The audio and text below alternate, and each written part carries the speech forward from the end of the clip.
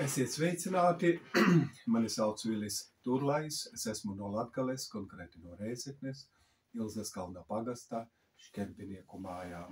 Kā es jau darīju zināmu TikTokā, kā es likšu 3 video ierakstus publiskā telpā, tas ir YouTube'ā. Pirmais video ieraksts būs par manis izsviešanu ārā no Ilzes kalna pagasta Šķerbinieku mājām. Otrs video būs par katoļu baznīcas pedofīliju, kas tika noklusēts 20. gadsimta otrajā pusē. Tas ir 1985. gadā, tas visa pedofīlija sākās. Un, protams, arī trešajā video ierakstā es stāstīšu par priestera īpašumiem un par 7. bausli. Nu, protams, es izteikšu savas domas, ko es esmu piedzīvojis, redzējis un dzirdējis. Un par tādu baznīcas apmelnošanu man vispār neinteresē nomelnot baznīcu vai tur kaut ko stāstīt, ne to, ko vajag. Tas man vispār neinteresē un par to es arī naudu nesaņemu un kā saka, man tas neinteresē pilnībā. Kā es teicu, stāstīšu, ko es pats piedzīvoju dzīvodams zem baznīcas jumta 8 gadus un, protams, pēc 8 gadiem dzīvoju. Un, protams, šodien stāstīšu par katoļu baznīcas pedofīliju Latvijā, kas tika noklusēts, ļoti daudzus gadus tika noklusēts, un stāstīšu, kāpēc tika noklusēts arī, un tam līdzīgi. Un tā. Nu, šeit, vispirms es sākšu ar to saucamo priestera iepazīšanos, kādā veidā es iepazinos ar priesteri. Iet runa par Rozentovas draudzes priesteri Jāzepu Turlēju. Šeit mēs redzam, šī bildē mēs redzam priesteri Jāzepu Turlēju, kas kalpoja 3 draudzēs, Zosnas draudzē, apkalpoja Zosnas draudze, Rozentovas draudze un Fēmaņu draudze. Un, protams, arī plus Rušonas draudze apkalpoja priesteri savā laikā. Un šeit mēs redzam Rozentovas baznīcu un Fēmaņu baznīcu. Ļoti labi atceros gan šo baznīcu, gan šo. Ļoti daudz nedarbi bija šajās 2 baznīcās, ko es arī šodien stāstīšu. Nedarbi. Nu, protams, tad, kad es biju maziņš, protams, es biju domājis ļoti labas domas par katoļu baznīcu, kā tā ir svētnīca, dievi lūdzās, bet izrādās, ka es pats dzīvoju zem baznīcas jumta, izrādās Eļņeicā. Elles vieta, tā varētu teikt, kur viss notiekās, visāda zaraza notiekās, visāda kaušanās, ko es jums stāstīšu. Un, vārdu sakot, viss notikās, viss nelabais, kas varētu būt baznīcām. Un to visu arī šodien un tagad stāstīšu. Nu, es stāstīšu tagad par to iepazīšanos. Es uzsāku skolas gaitas Maltā, Rozentovas ielā 8 bāriņu skolā 1981. gadā. Tur nodzīvo 8 gadus, protams, un, ko mēs pa brīvo laiku arī haltūrējām, staigājām, visos darbos staigājām, ogas lasījām un pie malkas strādājām, un, vienkārši visādus tādus sīkus darbus mēs darījām pie cilvēkiem, skraidījām pa Maltu, pa Rozentovu skraidījām, pa brīvo laiku. Nu, protams, tas bija jau jūlijs, es ļoti labi atceros, 1985. gads, un mēs lasījām ogas, nesājāmies ar ogām pa pagastu, gan pa kreisi, gan pa labi tur ar ogām, 3 litru burkas pielasījām, mellenes un nesājāmies pa pagastu, kā trokī. Un vienu dienu man iečivināja puisis, saka, aizēja pie priestera, viņš labi maksājot tās ogas. Nu, protams, es neuzreiz skrēju uz mežu lasīt, bet pienāca laiks, es salasīju 3 litru burku jūlija mēnesī, es neatceros, kurā datumā, tas nav svarīgi. Un, protams, aiznesu pie priestera Jāzepa Turlajā, Rozentovā, plebānijā. Plebānija tā saucamā katoļu baznīcas priesteru māja, kur priesteris atpūšās savā nodabā. Un, protams, ienāku iekšā priekšverandā. Protams, priesteris iznāca man pretī, es iedevu 3 litru burku ar ogām, iedevu melenēm, un priesteris atnesa ogas man. Atvainojos, nevis ogas atnesa, bet naudiņu, tāds kapeikas atnesa. Un, protams, ko darīja priesteris? Priesteris pēc tam novilka man bikses un sāka masturbēt locekli. Protams, es biju šokā. Priesteris novelk man bikses un masturbē. Ar to nepietika, priesteris novilka savas bikses un piespieda, lai es viņam masturbēju. Protams, nācās arī masturbēt priesteram locekli, protams, pēc negara laiciņa arī, kā saka, apmierinājāmies un pēc tam izklīdām. Es aizgāju skolu un priesteris aizgāja savas darīšanas darīt, kas viņam nepieciešams baznīcas lobā. Pēc visas šīs drāmas, ko priesteris pārkāpa? Pirmais, 3 lietas, ko priesteris pārkāpa. Pirmais, celibātu. Baznīcas celibātu, ko viņš deva solījumu, Julianam Vaivodam, kardinālam deva solījumu Dievam, par celibāta solījumu, ka nedarīs nekādas pedarastijas savā dzīves laikā, tikai ziedos sevi Dievam, bet iznāk darbi rāda ko pretējo. Pirmais, ko pārkāpa. Otro lietu, ko viņš pārkāpa, tiesības pārkāpa. Tās ir baznīcas tiesības. Ja arī nebūtu celibāta likums pieņems, baznīcas likums arī neatļauj to nodarboties ar pedofīliju, izmantot bērnus līdz 18 gadiem. Un, protams, arī priesteris pārkāpa valsts likumu, jo valsts arī neatļāva izmantot bērnus līdz 18 gadiem seksuāli. Tad 3 lietas priesteris pārkāpa apzināti. Protams, es biju tas upuris un priesteris bija tas, kas skatījās pa kreisi un pa labi, kad notikās seks, notikās vai izmantoja mani, jo priesteris zināja, ja kāds ieraudzīs pa kreisi vai pa labi, tas nozīmē viņam draud briesmas, un briesmas tādas, kā viņš arī varēja būt, kā saka, uz cietumu aizgājis 8 gadus, ja ne vairāk, un, protams, zaudētu amatu un visu pārējo. Tāpēc priesteris kontrolēja situāciju seksa laikā, kas notiekas apkārt. Es biju tas laupījums.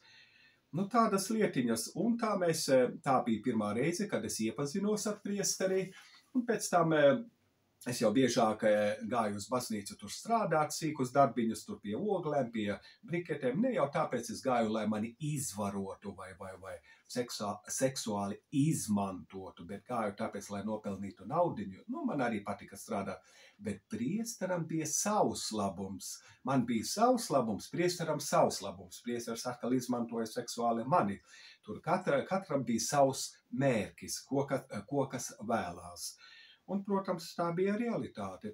Tur es neko nenomelnoju baznīcu, bet stāstu, ko es pats personīgi piedzīvoju. Un, protams, priesteris apveda ap stūri, arī skolu apveda ap stūri. Protams, es arī klusēju, un priesteris klusēja, un man bija ļoti labas attiecības ar priesteri, un man nebija nekāda izaicinājuma sūdzēties par priesteri, ka viņš ir pedofīls, ka viņš mani seksuāli izmantoja. Tam nebija vispār pamata stāstīt, un līdz ar to priesteris apveda ap stūri Rozentovas draudzes bāreņu skolu apveda ap stūri. Protams, es arī brīnos, ka arī tur skolā skolotāji bija tik debīli, ka nesapratā, kas ir kas, nesapratā. Ka labas attiecības nozīmē kaut ko vairāk, un tas to skola neatkoda, un, protams, arī līdz ar to skola tika apvesta ap stūri. Pēc tam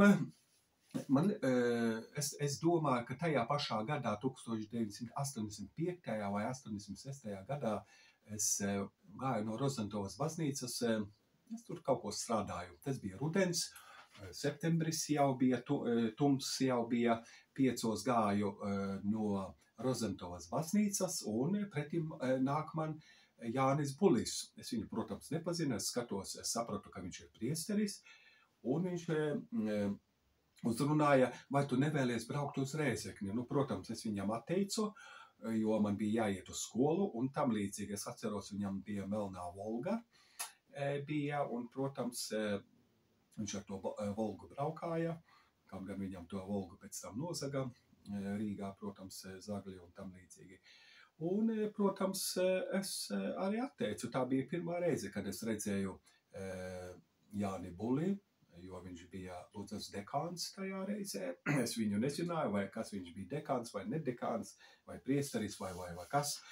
Es viņu nezināju, bet es laika gaitā, protams, sapratu, ka viņš bija Ludzas dekāns. Protams, ja es būtu piekritis Jānim Bulim, mani aizvest uz Rēzekni, protams, tur atvērtos cita aina, kas aiz tiem vārdiem slēpjās, bet, diemžēl, tā kā es nepiekritu, tad arī nekas arī netiek atklāts. Šajā lietā Bulis ir godīgs un saprātīgs, un nesaskatu nekādas vainas viņā, Jānī Bulī. Protams, kāpēc Jānis Bulis braukāja uz Rozentovas baznīcu ļoti bieži? Tāpēc, ka priesteris Jāzeps Turlais bija kursabiedri seminārā, tas ir Rīgā seminārā, un, protams, arī labi draugi bija viens otrams, un tāpēc arī ļoti bieži braukāja uz Rozentovas baznīcu Jānis Bulis. Un nevien braukāja tāpat, bet apmainījās ar grēksūdzēm. Viens Jānis Bulis izsūdzēja savus grēkus priesteram, un priesteris atkal izsūdzēja savus grēkus, un līdz ar to tur tika veikta piedošana, un tur visa tā, kā saka, grēksūdzes drāma tika veikta, un es sapratu, ka viņi apmainās ar grēksūdzēm, un viss notikās. Tas viss ok, ko es tur redzēju, un tam līdzīgi. Un, protams, Jānis Bulis zināja caur grēksūdzību, kā priesteris nodarbojas ar pedofīliju. Protams, grēksūdzē tika piedots, priesteris tur labojās, praktiski neko viņš nelabojās, jo 8 gadus un pēc 8 gadiem nodarbojas ar pedofīlismu. Un tā mēs,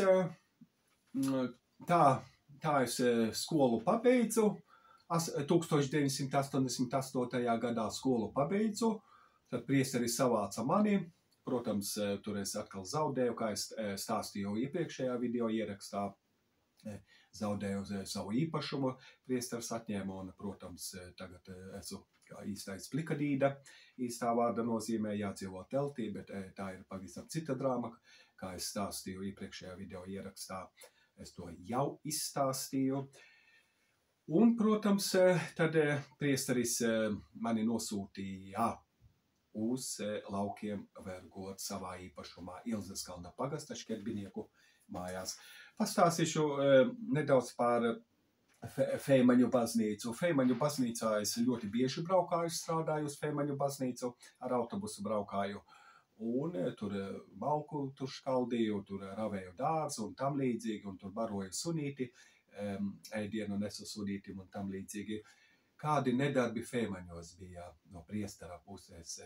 Es vienmēr atbraucu uz sestdienās uz Feimaņu baznīcu, tur pastrādāt un tā. Protams, rīta pusē priesteram bija svētā mise jātur, tas ir svētdienas pusē. Svētdienas dienā bija jātur svētā mise, protams, agri no rīta priesteris pieceļās, es, protams, guļu nākošajā istabiņā, iepretim viņam. man bija istabiņa, es guļu, un 6 no rīta pieceļās priesteris, pienāk pie manis un bāž savu locekli man mutē. Nu, protams, man tas bija šoks, un, protams, man nācās arī nosūkāt priesterim spermu, īstajā vārda nozīmē, jo man nekādas izvēles nebija.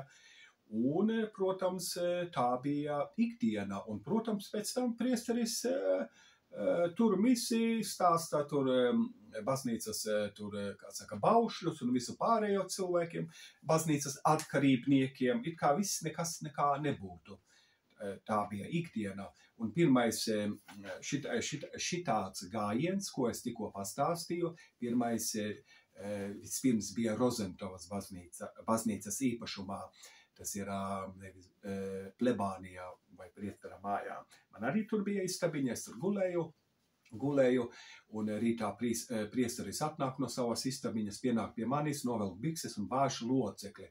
Protams, man arī, kā es teicu, vajadzēja nosūkāt priestera spermu un tam līdzīgi, un līdz ar to tā bija jau ikdiena. Priesteris varēja brīvi piekļūt pie manis jebkurā laikā, jebkurā minūtē, jo es biju viņam vienmēr blakus. Un, protams, man ir jāpasakās Katoļu baznīcai, ka mani baroja dienas laikā ar sakramentu, un nakts laikā mani baroja ar spermu. Vismaz es izdzīvoju, man deva, saka, izdzīvošanas spējas, kā es varēju izdzīvot, jo es biju diezgan tāds kalsnis un tam līdzīgi.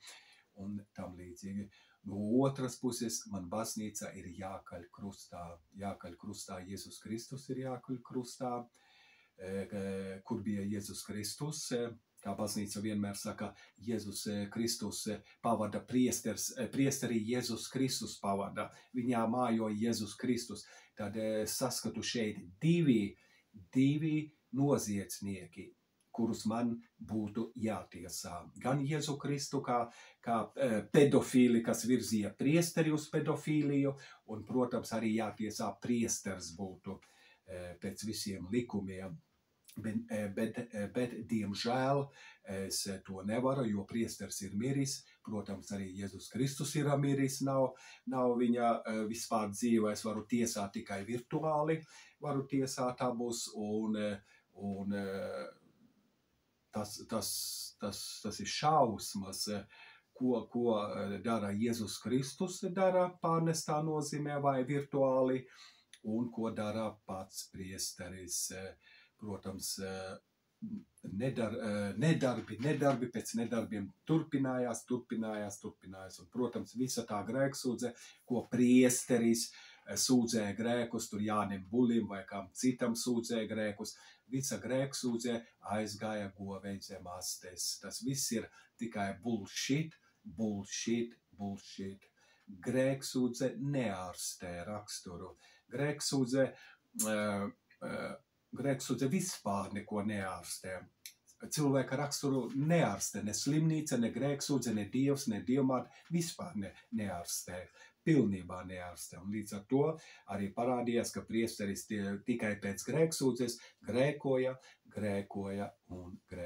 uz valna paraušanu. Tā bija ikdiena man, un, protams, es arī to jau biju pieradis, nekas vairs mani tur nešokēja, jo tā bija ikdiena. Sākumā, protams, mani šokēja ļoti daudzas lietas. Un, protams, Feimaņu baznīcā bija arī sunis bija. Es atceros, es viņu bieži suni baroju. Un sestdienas dienā, kā es teicu, es braukāju uz Feimaņiem uz sestdienās. Skatos no attāluma apmēram 5 metri attālumā. Skatos, priesteris masturbē suniem locekli. Es biju šokā. Nu, protams, es ieraudzīju, tur pagāja 3-4 minūtes, tur es pagriezos, aizgāju. Bet mani šokēja tas, ka priestera uzvedībā masturbēt sunim locekli. Mani šokēja, varbūt viņš bija kāds dzīvnieku mīlulis, es nezinu, tās seksuālā orientācija pret dzīvniekiem, šausmas, un, protams, ar tām pašām rokām dalīja pēc tam sakramentu gan Feimaņu draudzē, gan Rozentovas draudzē. Es izbrīnījos, protams, viss tika noklusēts, tā bija ikdiena, un tādi nedarbi, kas parādījās priesterā viņā raksturā, to, ko viņš lasīja tur bībeles un svētos rakstus baznīcā vai tur es nezinu, ko lasīja, tas viss ir govējis zem astes. Praktiskā dzīvē priesteris darīja visu, ko viņš gribēja darīt. Un visi tie baušļi bija domāti tikai baznīcas atkarībniekiem, nevis konkrēti pašam priesteriem, jo darbi rādīja kaut ko pretējo. Jā, tādas lietas. Apmēram, šeit mēs redzam puisi, Vitālijs Meļņikovs.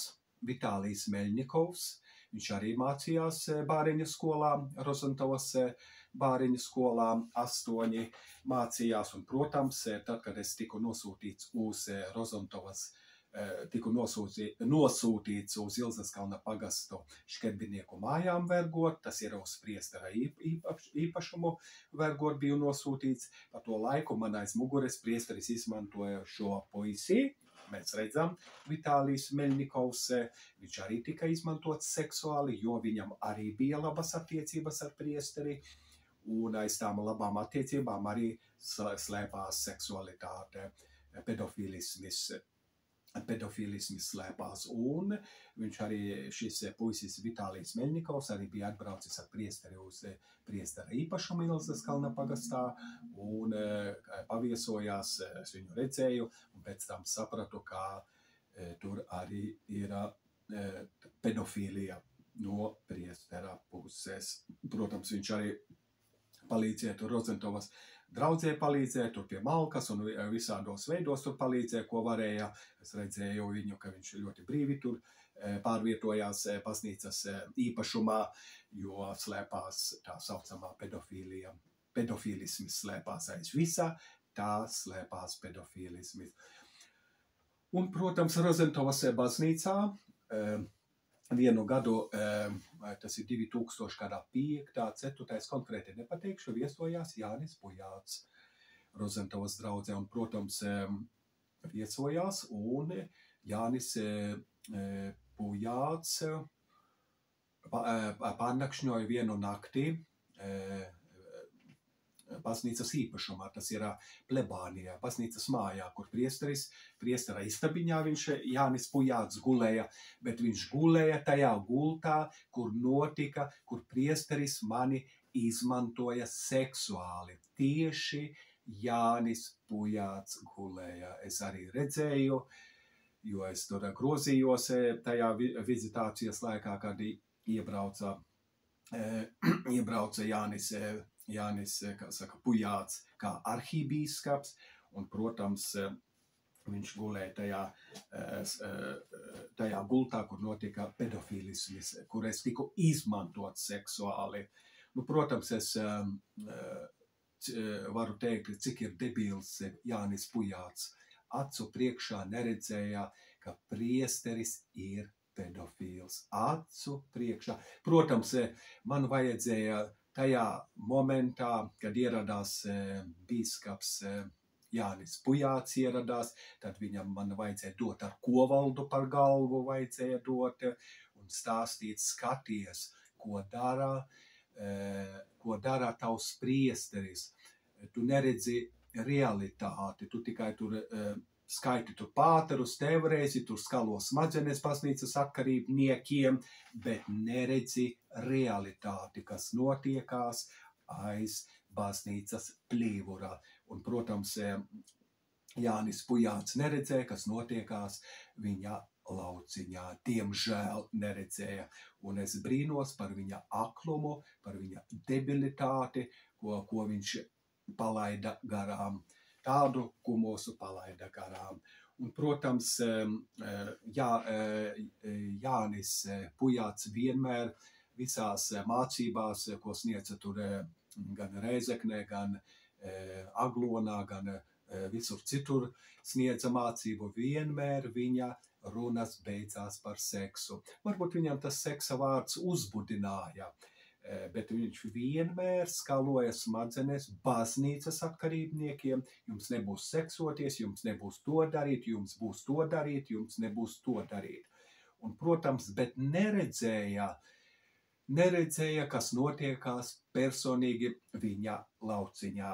To viņš neredzēja, cik var būt aklis, kā es saku, un debīls Jānis Pujāts savā domāšanā un redzēšanā. Protams, priesterim Jāzepam Turlajam bija ļoti arī sliktas attiecības bija ar Jāni Pujātu, līdz ar to bija distance starp viens otru neieredzēja. Salīdzinot ar Jāni Buli, tur distance bija ļoti tuvu, viens otru ieredzēja, labas attiecības un viss arī tur notikās. Un runājot par Jāni Pujātu, tāds viņš nekāds tur superais, tur bīskaps nebija, tur tikai par seksu runāja, tur skaloja smadzenes un tam līdzīgi. Un tādas lietas. Runājot par Jāni Buli, man tagad ir iespēja izteikties arī par katoļu baznīcu izteikties un konkrēti arī par Dievu Jēzu Kristu izteikties un tam līdzīgi. Tās ir manas tiesības. Protams, es nenomēlnoju katoļu baznīcu, bet stāstu, ko redzēju, ko dzirdēju un piedzīvoju. Runājot par Jāni Buli, Jānis Bulis tika iesvētīts Liepājas katedrālē, tika par bīskapu iesvētīts. Protams, Jānis Bulis pasūtīja uz Zendburta Liepājas diecezi, tā varētu teikt, jo tur nav vispār dievlūdzēt, ja nav dievlūdzē, līdz ar to nav naudas ienākumi. Un līdz ar to viņš īstajā vārdā nozīmē pasūtīja uz Zendburtu, atnāca uz Latgali. Kāpēc atnāca? Tāpēc, ka tur ir dievlūdzēji, baznīcas atkarībnieki, kas moksoja naudu ikdīnā. Nauda, kā es saku, nauda diktēja noteikumus. Un Jānis Bulis atnākot uz Rēzeknes diecezi, bija laimīgs un nauda nāca. Visi sapņi tika piepildīti Jāņa Buļa. Un, protams, atnākot uz Rēzeknes diecezi, Jānis Bulis izzīda no pirksta, ka ir jāsvēta mašīnas pavasarī. Protams, baznīcas atkarībnieki noticēja katrai baznīcas tabulē, ko izpūš baznīca, tic katrai baznīcas tabulē. Un, protams, viss notiekās. Jānis Bulis svēta mašīnas, es pats redzēju, un par katru mašīnu tur 100–200 eiro skaiti jau sezonas laikā, jau bīskaps var nopirkt jaunu BMW mašīnu. Nauda nāk, pati par sevi nāk, un līdz ar to tas viss tika izzīsts Jānim Bulim.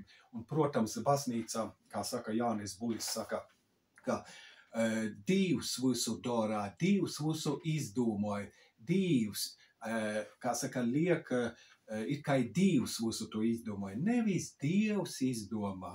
Dievam nekāda sakara nav. Dievs ir jau 2000 gadus atpakaļ jau nomiris. Nekas tur nav.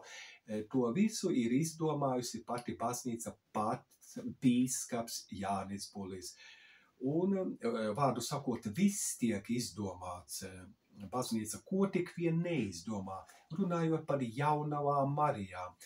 Jēzus Kristus laikā tikai bija viena jaunava Marija. Tagad ir saviesušās 100 jaunavas Marijas. 100 saviesušās. Mēs jau zinām Aglonas diamāte jaunava Marija, Fatimas diamāte jaunava Marija un, protams, arī Ļurdas diamāte. Tik daudz diamātes saradušās mūsdienās. Un kas tās diamātes ir izdomājis? Nevis Jēzus Kristus, bet paši bīskapi, kardināli, veiskupi un pāvesti ir izdomājuši visas šitās jaunavas Marijas, jo aiz tā stāv nauda. Tas ir bizness, tas ir ienākums. Tāpēc arī aizvien visā pasaulē notiek tās jaunavas Marijas dzimšana. Latvijā, protams, tiek pielūgta Aglonas diamāte, un es brīnos, tikai bija viena diamāte, jaunava Marija, bet tagad vēl saradušās tik daudz jaunavas Marijas un tam līdzīgi. Un tam līdzīgi. Runājot par Jēzu Kristu. Kas Jēzu Kristu pasludināja par svētu? Nevis Jēzus Kristus pasludināja par svētu, pasludināja par svētu cilvēki, priesteri, bīskapi, kardināli, pāvesti un tauta pasludināja Jēzu Kristu par svētu. Līdz ar to radās tā ticība, jo cilvēki paši pasludināja par svētu Jēzu Kristu. Nevis Jēzus Kristus sevi pasludināja, bet tauta un baznīca. Protams, kas aiz tā stāv? Protams, nauda. Tas ir biznese. Baznīca ir privāta īpašums un biznese, kas nes ienākumus. Runājot par Jēzu Kristu bija runa, jā, un tam līdzīgi. Un runājot par Jāni Pāvilu II, kas viņu pasludināja par svētu, nevis Jēzus Kristus. Nē, Jēzus Kristus neko nedara, nepasludināja Jāni Pāvilu II par svētu.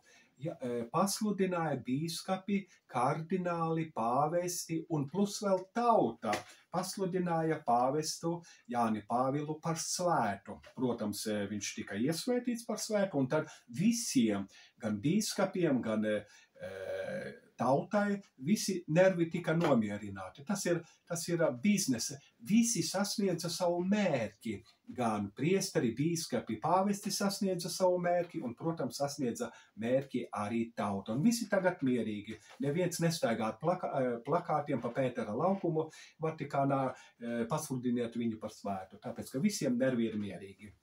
Tāda ir realitāte, mana loģiskā domāšana to parāda, un es neko nemeloju un neko nenomelnoju nekādu baznīcu, jo baznīcas darbi rāda ko pretējo. Jā, nu tā ir tādas lietas, kas ar baznīcu saistās. Protams, Rozentovas baznīcā bija divas apkopējas, gan Sofija, gan Vera, ko viņas darīja. Viņas kāvās baznīcā pie altāra kāvās. Kamēr priesteris bija prom uz Reizekni vai uz Feimaņiem aizbraucis, tikmēr šīs divas saimnieces, kas apkopa altāri, kāvās. Nu, protams, arī es redzēju, ka priesteris pakaklu dabūja baznīcā, jo bija arī iespējams pelnījis un viss, un pēc tam atnāk svētdiena, visi tēlo svētos, it kā nekas nav bijis. Iet pie grēksūdzes, pieņem komuniju, pēc tam nākošā nedēļā atkal visi tur viens otram acis dauza, viens otru tur škalda, lamā un tā, un pēc tam, kad svētdiena, tad visi svēti, nevainīgi, ar baltām lupatām uz galvas staigā pa baznīcu, it kā nekas nav bijis, viss ir ok. Man tas izbrīnīja, ka kāvās pie baznīcas iekšā kāvās pie altāra, tur vienai nepatika tās, otrai tā, sedziņa nepatika, otrai tā pukīte nepatika, nu tad tur sākās, tur bija uguns, kā saka, zila uguns bija baznīcā, kas tur gāja, nu, protams, ja es būtu bijis daudz gudrāks, es būtu uzstādījis tā saucamās video novērošanas kameras, bet diemžēl tajā laikā arī nebija, un līdz ar to es arī nevaru to parādīt praktiski, kas notikās pie altāra.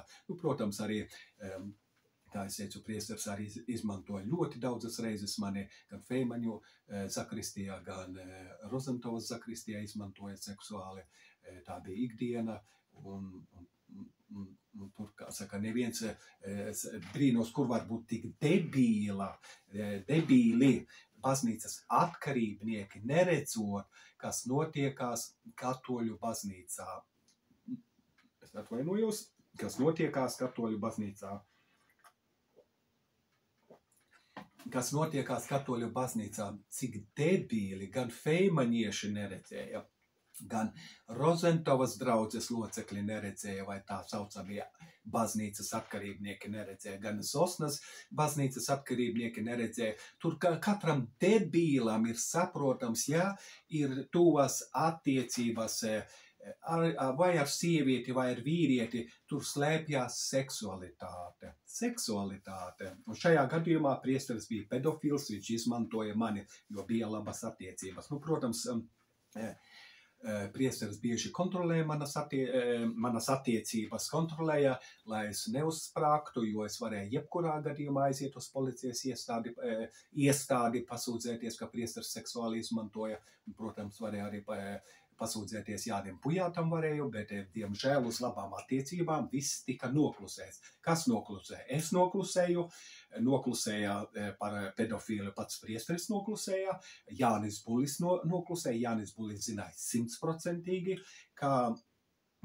kā notiekās pedofīlisms, bet, kā vienmēr es saku, baznīca vienmēr noklusē, lai saglabātu autoritāti. Un kas ir autoritāte? Es jums šodien nesniegšu nekādas lekcijas par autoritāti.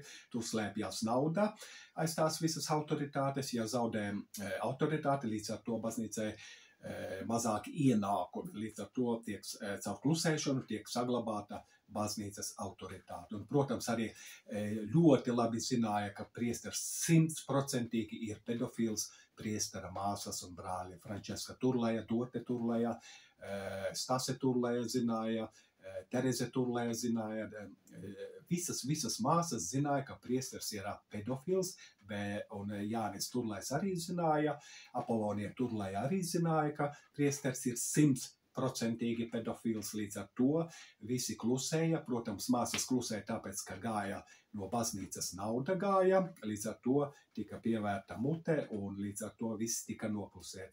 Šeit zināja, un, protams, arī Jānis Kolovza zināja, kas strādā tagad aizsardzības ministrijā Rīgā. Oskars Kolovza zināja, ka priesteris 100% ir pedofils, un, protams, Oskars un Jānis vienu dienu mani piedzirdināja Ilzas kalna pagasta šķerbinieku mājās un iztaujāja, vai priesteris nebija pedofils. Nu, protams, es viņiem pastāstīju, Oskaram un Jānim pateicu, ka priesteris bija 100% pedofils. Un, protams, viņi gribēja 100% pārliecināties par savām domām, ko iepriekš bija domājuši, ka viņš ir 100% pedofils. Un līdz ar to mani nevajadzēja piedzirdināt. Es tāpat būtu pateicis, ka priesteris ir pedofils. Nevajadzēja piedzirdināt. Tas bija stulbs gājiens, piedzirdinot mani, lai dabūtu no manis atbildi. Es būtu tāpat pastāstījis, arī nedzerot alkoholu un tam līdzīgi. Un šeit visi noklusēja. Un, protams, kā es pats, kā cietējs, es noklusēju ļoti daudzus gadus, 20, 25 gadus noklusēju, un visa tā klusēšana man gāja par sliktu. Protams, es vairs no baznīcas nedabūšu nekādu kompensāciju, tas ir 100%. 100%, ka es nedabūšu no baznīcas nekādu atvainošanos, pilnībā neko nedabūšu. Un, protams, kāpēc? Tāpēc, ka priesteris ir miris, nav pierādījumu. Es vienīgi varu darīt publiskā telpā, atklāt baznīcas īsto seju Latvijā, kas notiekas aiz baznīcas pļīvura. To es vismaz varu darīt zināmu, jo no baznīcas viss nulle, es neko nedabūšu. Nekādu kompensāciju, kā es teicu, neko. Vienīgais, ko es vēl darīšu, tās ir manas tiesības, es rakstīšu vēstuli uz Vatikānu, darīšu, ka tādas lietas ir arī Latvijā, lai Vatikāns neuztraucās un tam līdzīgi. Protams, varbūt nākotnē es ceru, ka tiks veidota filma par katoļu baznīcas pedofīliju Latvijā. Tas būs varbūt nākotnes plāns un tam līdzīgi. Nu, apmēram tā būšu pastāstījis par pedofīliju, ko es tiešām gribēju pastāstīt publiskā telpā, atklātā telpā, lai redz visi baznīcas atkarībnieki. Un, es vēl piebildīšu par priesteri Jāzepu Turleju. Jāzeps Turlejs ļoti bieži braukāja pie pūšļotājiem, ārstēt savu veselību. Un pēc tam es sāku domāt, kāpēc viņš braukā pie pūšļotājiem, kā ir taču Jēzus Kristus un diamātes ir kas ārstē. Tas parāda to, ka Jēzus Kristus un diamātes neārstē. Un priesteris neusticējās ne diamātei, ne Jēzum Kristum. Un līdz ar to viņš braukāja pie pūšļotājiem. Gan uz Feimaņiem, gan uz Maltu braukāja, gan uz ļoti daudz reizes braukāja uz Rēzekni pie pūšļotājiem un uz citām vietām, kur varēja. Tas nozīmē, ka priesteris neticēja Jēzum Kristum, neticēja nekādai Ļurdes diamātē vai Fatimas diamātē vai Aglonas diamātē. Tas viss ir bullshit, kā es saku, teātris. Un runājot par baznīcas atkarībniekiem. Kāpēc baznīcas atkarībnieki? Tāpēc, ka tā atkarība tiek iemantota no vecākiem. Vecākie stumda bērnus uz baznīcu, un, protams, arī priesteris skalo smadzenes no savas puses bērniem, un līdz ar to rodas tā saucamā atkarība iet uz baznīcu. Tāpēc es arī saku atkarībnieki, nevis baznīcas locekļi, bet baznīcas atkarībnieki, kam ir atkarība. Protams, tā jau ir slimība. Atkarības ir ļoti daudz. Runāsim konkrēti par baznīcas atkarību. Baznīcai ir atkarība no naudas, seksuālā atkarība, kā saka, alkoholisma atkarība. Tur atkarības ir tik daudz, atkarība no seksa, atkarība no narkotikām, ļoti daudz atkarības, un tāpēc arī šī atkarība tiek veidota jauniem bērniem, un pēc tam viņi iet uz baznīcu. Tā ir ikdiena pēc tam viņiem, un tam līdzīgi, runājot par baznīcas atkarībniekiem tādā lietā, un tā. Un kas te vēl tāds, ko es gribētu pastāstīt jums no savas puses? Nu jā, runājot par kapusvētkiem. Visi kapusvētki tiek izdomāti. Tas izdomāts ir katoļu baznīcai, bīskapiem, priesteriem, veiskopiem. Latvijā ir izdomāti kapusvētki. Kapusvētki ir tāpēc, lai katoļu baznīca gūtu ienākumus, naudas ienākumus. Kapusvētki nav vajadzīgi nabašņīkiem, pilnībā mirušajiem nav vajadzīgi. Vai viņiem tur liek akmeņus uz galvas, vai tur roka ārā vai iekšā. Viņi vairs neko nejūt. Viņiem tas ir, viņiem neinteresē pilnībā. Ne tās lūkšanas, nekas neinteresē. Tie kapusvētki ir domāti tikai dzīviem cilvēkiem. Pieminekļi ir domāti tikai dzīviem cilvēkiem. Un tas viss ir izzīsts. Un viens priesteris vai bīskaps izzīda tos kapusvētkus, un tas pāriet no paudzes uz paudzēm. Viss tiek izzīsts. Tāpat kā Aglonas diamātes svinēšanas svētki arī izzīda no pirksta, izzīda Julians Vaivods. Viss tiek izzīsts. Nevis izzīša Jēzus Kristus, bet paši bīskapi, priesteri, veiskupi, pāvesti izzīš no pirksta. Un pēc tam baznīca saka, ka Dievs to gribēja, Dievs to dara. Dievs neko nedara. Dievs ir miris, īstajā vārda nozīmē, un tam līdzīgi. Un runājot par baznīcu, kā baznīcas ienākums, kā es saku, tagad es runāšu konkrēti, kā katra rūpnīca pelna naudu. Un katrai rūpnīcai ir prece. Viena rūpnīca ražo tur datorus, otra rūpnīca ražo tur, kā saka, skapjus un mobīlos. Piemēram, mēs paņemsim par piemēru Rēzeknes finieru. Finieru paņemsim par piemēru. Finieris ražo finieru rūpnīca ražo finieri, kas nes ienākumus gadā tur 10 miljonus, 5 miljonus vai 2 miljonus. Baznīcas ienākums prece ir Jēzus Kristus. Jēzus Kristus tiek izmantots virtuāli, nevis īstajā nozīmē, jo īstajā nozīmē Jēzus Kristus ir jau 2000 gadus atpakaļ jau miris, bet virtuāli Jēzus Kristus tiek izmantots, viņš ir kā prece baznīcas. Protams, baznīca nemaksā Jēzum Kristum virtuālo nodokli, bet Jēzus Kristus tiek izmantots. Un līdz ar to baznīcas prece ir Jēzus Kristus, tāpēc arī baznīca balstās uz Jēzus Kristus vārdā. Un tiek viņš izmantots, tiek viņš pārnestā nozīmē pārdots, un līdz ar to baznīca gūst ienākumus. Un jāsaprot, ka baznīca ir privāti īpašums. baznīca ir kompānija. Nevis valsts iestāde, bet kompānija, kas maksā nodokļus gan par zemi, gan par ienākuma nodokļu maksā un visāda veida nodokļus, kādi ir jāmaksā valstī.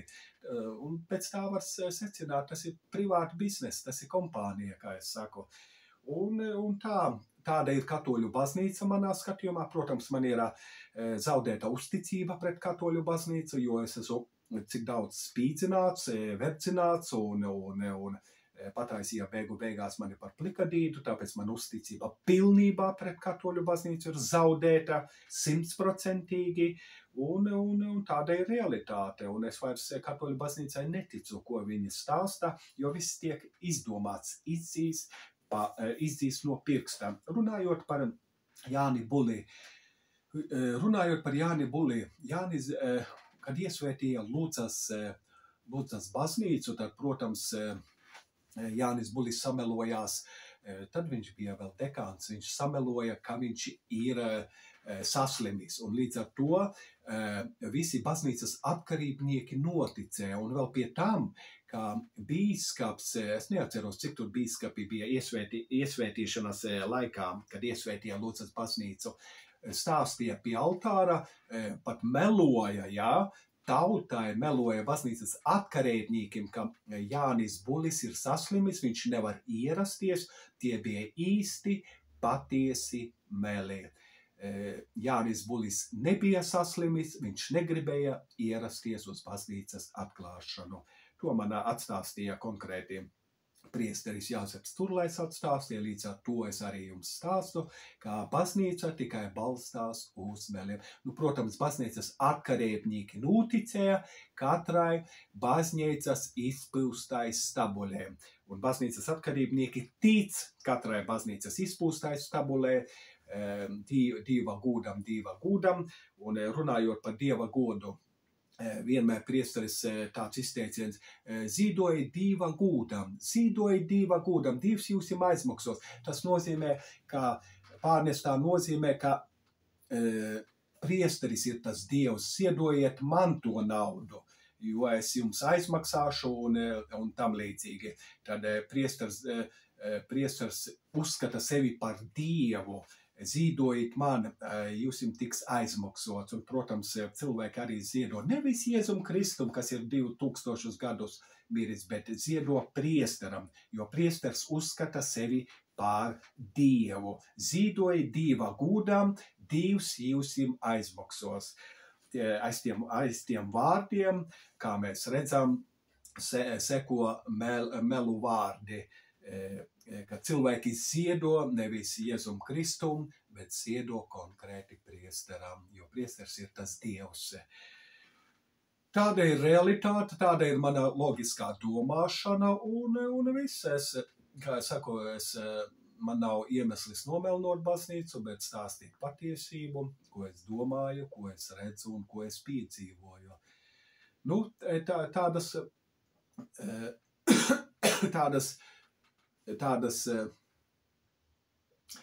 Tādas lietas, ko es esmu piedzīvojis Latvijā, un, diemžēl, protams, mans pēdējais mērķis būs tagad sagatavot vēstuli uz Vatikānu nosūtīt par šo pedofīlismu, kā, diemžēl, Latvijā ir pedofīlisms, bija un būs, kā es vienmēr saku, kamēr priesteri netiks pirms ordinācijas vai iesvētīšanas par priesteriem netiks kastrēti, tikmēr pastāvēs pedofīlisms.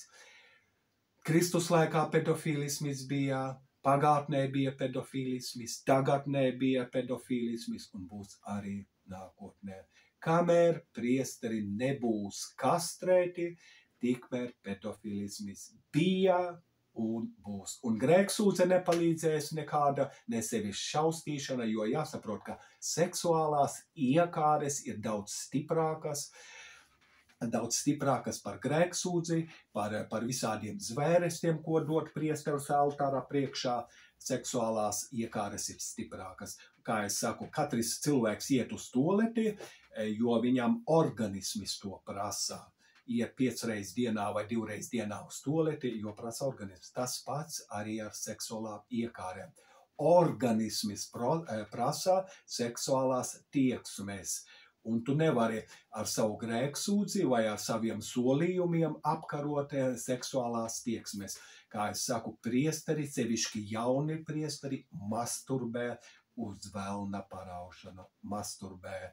Un, protams, masturbācija katoļu baznīcai tas ir grēks, bet priesteri to nodarbojas. Katrs, ik viens priesteris, šis priesteris arī nodarbojas ar masturbāciju, pirms manis, pēc tam izmantojot seksuāli mani kā pedofīlismis, tur pārgāja pedofīlismā, un tā saucamā katram priesteram ir dots seksuālā orientācija, ko viņš mīl.